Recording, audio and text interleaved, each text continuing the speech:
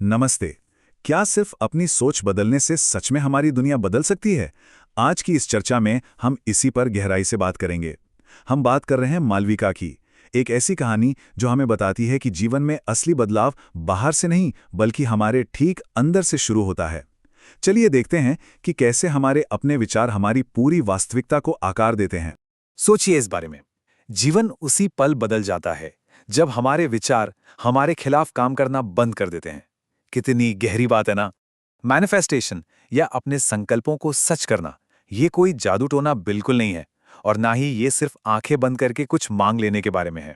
असल में ये अपने मन, अपनी भावनाओं और अपने कर्मों को एक दिशा में लाने की कला है।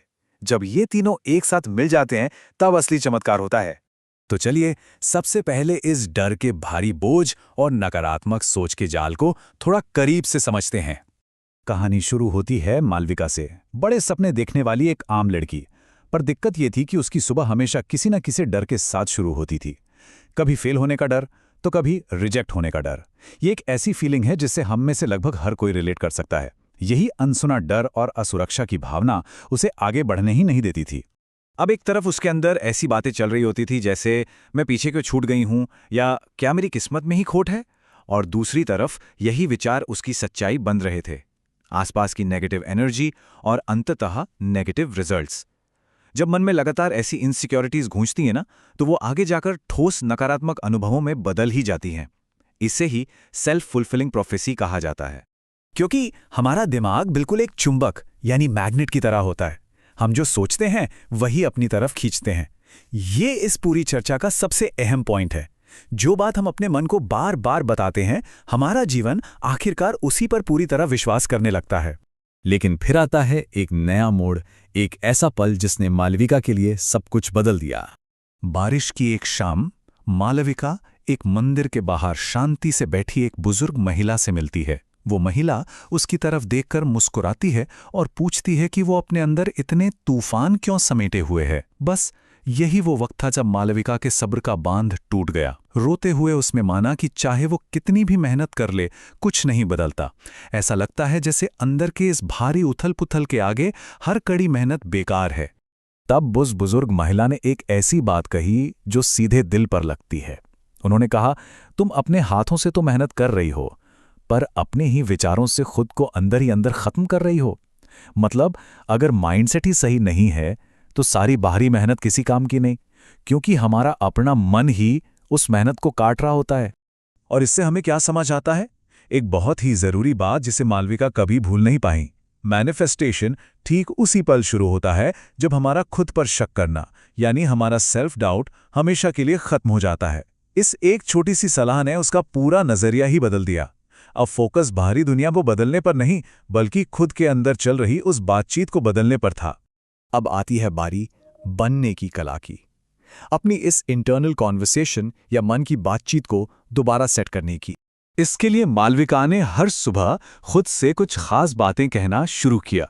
कुछ पॉजिटिव संकल्प, जैसे मैं बिल्कुल इस लायक हूं, मैं नए मौकों को अपनी तरफ आकर्षित कर रही हूं, मैं प्रचुरता की हकदार हूं, और मेरा आने वाला कल मेरे आज के डर से कहीं ज्यादा रोशन है।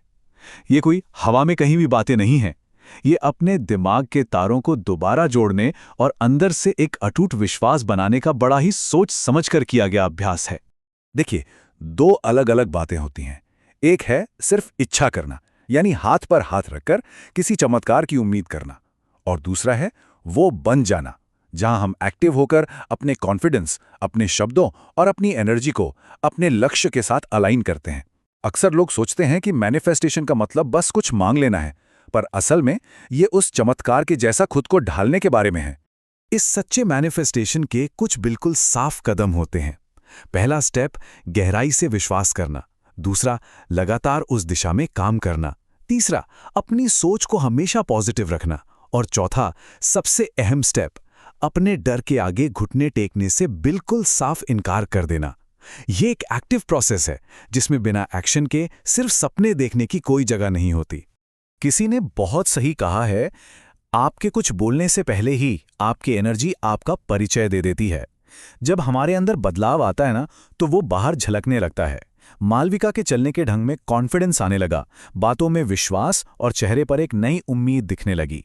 बिना एक लफ्ज़ कहे एक इंसान अपनी अलग ही पहचान बना लेता है और दुनिया का नज़रिया उसके प्रति खुद ब खुद बदलने लगता है।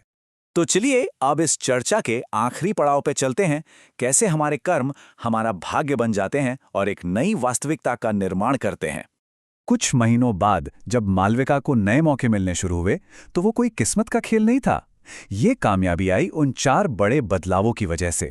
उसकी मानसिकता बदली, उसके एक्शंस बदले, उसका आत्मविश्वास बदला और इन सबसे ज़रूरी उसकी एनर्जी, उसकी वाइब्रेशन पूरी तरह बदल गई। और जब ये चारों चीज़ें बदलती हैं तो रिजल्ट्स तो अपने आप बदलेंगे ही। ये पूरी चेन कितनी स्पष्ट है, इस पर ध्यान दीजिए।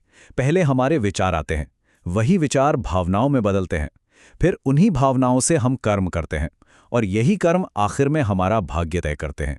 सोचने में ये कितना आसान लगता है, पर यही वो दमदार प्रोसेस है जो हम सबकी जिंदगी चला रहा है। अगर हमारी अंदर की आवाज़ बार बार कहेगी कि मुझसे नहीं होगा, तो जिंदगी भी बस हाँ में सिर हिला देगी और सारे रास्ते बंद हो जाएंगे।